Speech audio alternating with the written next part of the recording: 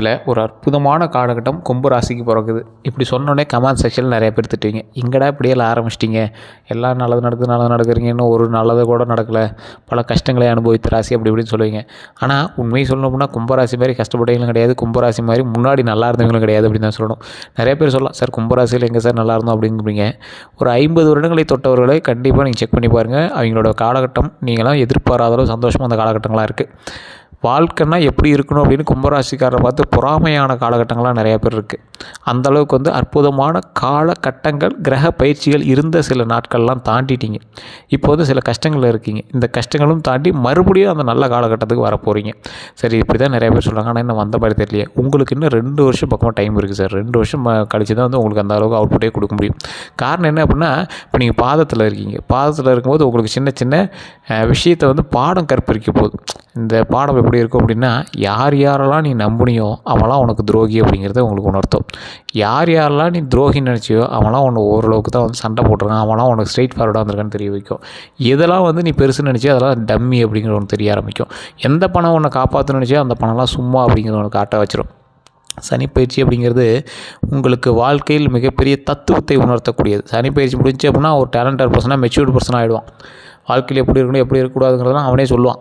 அந்தளவுக்கு ஒரு டேலண்டடாக மெச்சூராக நடக்க ஆரம்பிச்சிடும். அந்த மாதிரி கும்பராசிக்காரர்களுக்குலாம் ஒரு மெச்சூரிட்டியான டைமு இனி வரக்கூடிய காலகட்டத்தில் தெரியும். இந்த சனிப்பயிற்சி உங்களுக்கு மிகப்பெரிய ஒரு நன்மையை கொடுத்துருக்கும்.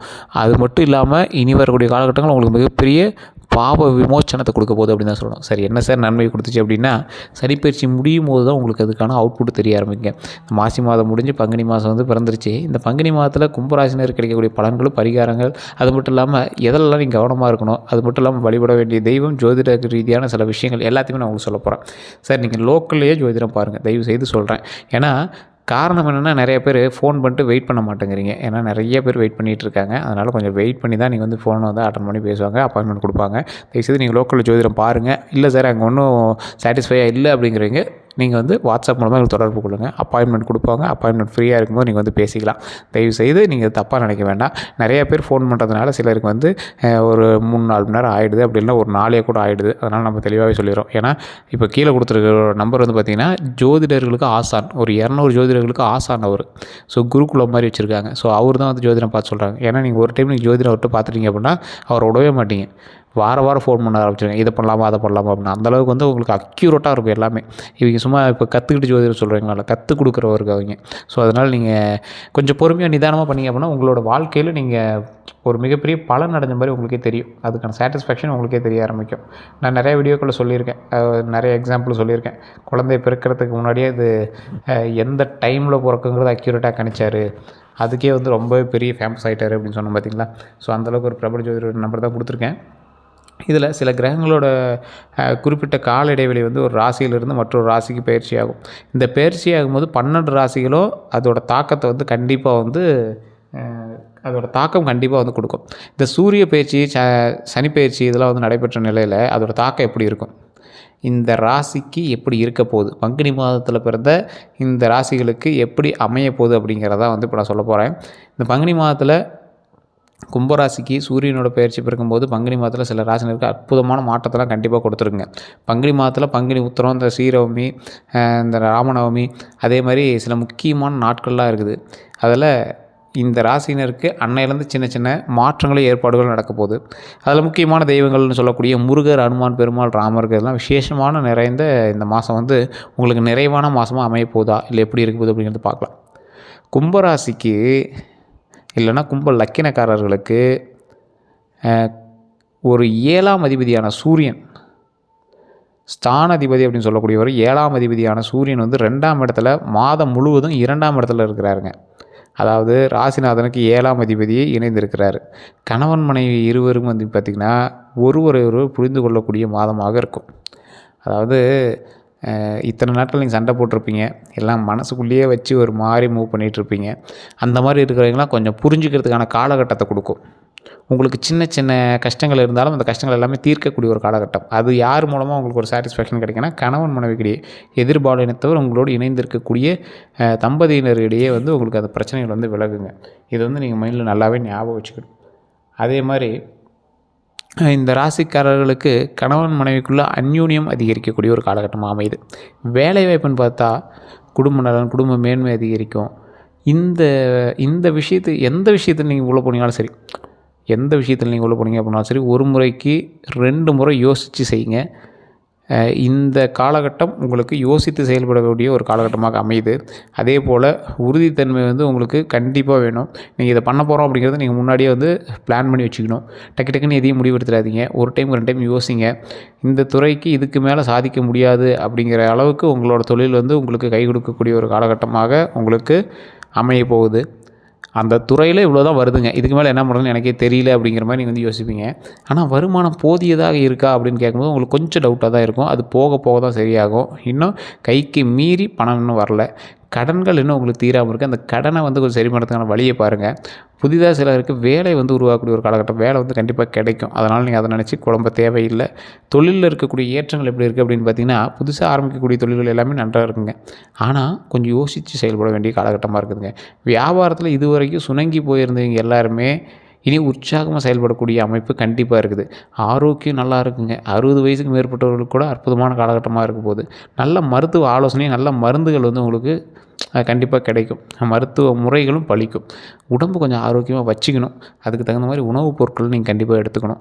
தேவையில்லாத குடிப்பழக்கமோ மதுப்பழக்கமோ தயவு செய்து இந்த காலகட்டத்தில் விட்டுருங்க. அதே மாதிரி லிவர் சம்மந்தப்பட்ட விஷயங்கள், ரத்த சம்மந்தப்பட்ட விஷயங்கள், இதயம் சம்மந்தப்பட்ட விஷயங்கள், அதாவது இதயத்தோடு எதெல்லாம் நீங்கள் லிங்க் ஆகி இது பண்ணுறீங்களோ அந்த மாதிரி சில உணவுப் பொருட்களை கொஞ்சம் பார்த்து இது பண்ணுங்கள். கொலஸ்ட்ரால் சம்மந்தப்பட்டது, எல்டிஎல், ஹெச்டிஎல்லாம் கொஞ்சம் கரெக்டாக பார்த்துட்டிங்க அப்படின்னா, ட்ரைகிளிசரால்லாம் கொஞ்சம் நல்லா பார்த்துட்டிங்க அப்படின்னா ரொம்பவே நல்லது.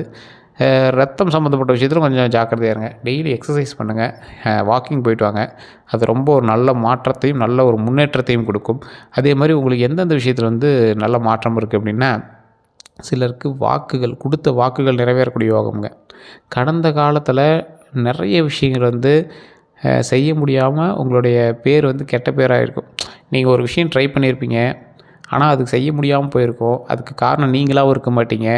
உங்களால் முடியல அப்படிங்கிற ஒரு விஷயத்தில் தான் நீங்கள் அதை கைவிட்டுருப்பீங்க. அந்த விஷயத்தெல்லாம் நீங்கள் இப்போ நிறைவேற்றி கொடுத்துருவீங்க.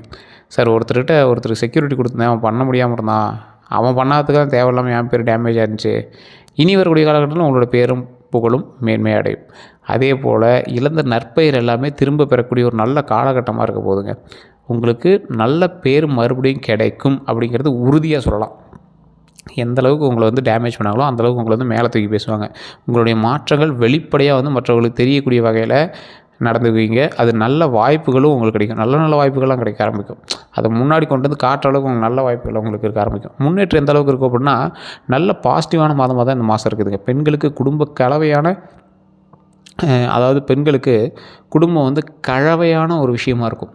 ஒரு கலவைனா உங்களுக்கு முன்னாடி ஓரளவுக்கு மகிழ்ச்சியாகவும் ஓரளவுக்கு கொஞ்சம் சமாளித்து போகிற அளவுக்கு ஒரு கலவையான மாதமாக தான் இருக்கும்.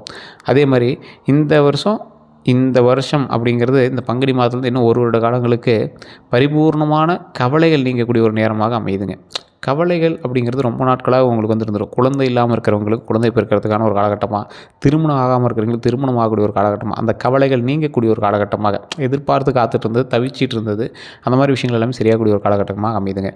பெண்களுக்கு முன்னேற்றத்தை தரக்கூடிய ஒரு நல்ல மாதமாக இந்த மாதம் அமையுது.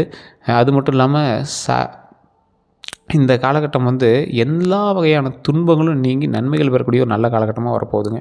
சரி, இதெல்லாம் இப்படி சொல்கிறீங்க, எந்த அளவுக்கு இதெல்லாம் கரெக்டாக நடக்கும் அப்படின்னா, கொஞ்சம் பொறுமையாக நிதானமாக செயல்பட்டால் வெற்றி நிச்சயம் அப்படிங்கிறது தான் முதன்மை. அதே மாதிரி எடுத்த காரியங்கள் எல்லாமே ஜெயமாகும். திட்டமிட்ட செய்யக்கூடிய எல்லா காரியங்களும் அபரிவிதமான நன்மைகளும் வெற்றியும் உண்டாக்கி கொடுங்க. இன்னொன்று நல்லா தெரிஞ்சுக்கணுங்க, இந்த ராசிக்காரர்களுக்கு எப்பேற்பட்ட ராசிக்காரர்களாக இருந்தாலும் சரி, தொழிலில் முன்னேற்றம் கண்டிப்பாக உண்டு. அதுக்கு நீங்கள் எந்த அளவுக்கு அவுட்புட் கொடுக்குறீங்களோ, எந்த அளவுக்கு உங்களோட உழைப்பு போகிறீங்களோ அதுக்கான முன்னேற்றம் கண்டிப்பாக உண்டு. இருந்தாலும் சின்ன சின்ன தடங்களை தாண்டி தான் நீங்கள் மேலே வர முடியும். அது உங்களுடைய தசாபுத்தியில் இருக்கக்கூடிய கிரக மாற்றத்தினுடைய அமைப்பு தான் அது காரணங்க. தயவு செய்து நீங்கள் இந்த விஷயத்தை நல்லா நோட் பண்ணிக்கோங்க. தொழிலில் உங்களுக்கு எந்தளவுக்கு முன்னேற்றம் இருக்குதோ அந்தளவுக்கு முன்னேற்றம் உங்களுடைய வருமானத்துலேயும் உண்டு. இந்த வருமானத்தில் முன்னேற்றம் இருக்கக்கூடிய நீங்கள் அதுக்கு தகுந்த மாதிரி பேரை கரெக்டாக வச்சுக்கோங்க. வேறு யாருக்கு செக்யூரிட்டியோ ஷூரிட்டியோ கொடுக்காதீங்க. நிலபலங்கள் எல்லாமே சரி பண்ணக்கூடிய ஒரு காலகட்டங்களாக அமையுது. தொழிலில் முன்னேற்றம் அடையக்கூடிய காலகட்டங்களாக அமையுது. கல்வி சம்மந்தப்பட்ட விஷயத்தில் முன்னேற்றம் இருக்கக்கூடிய ஒரு காலகட்டங்களாக அமையுது.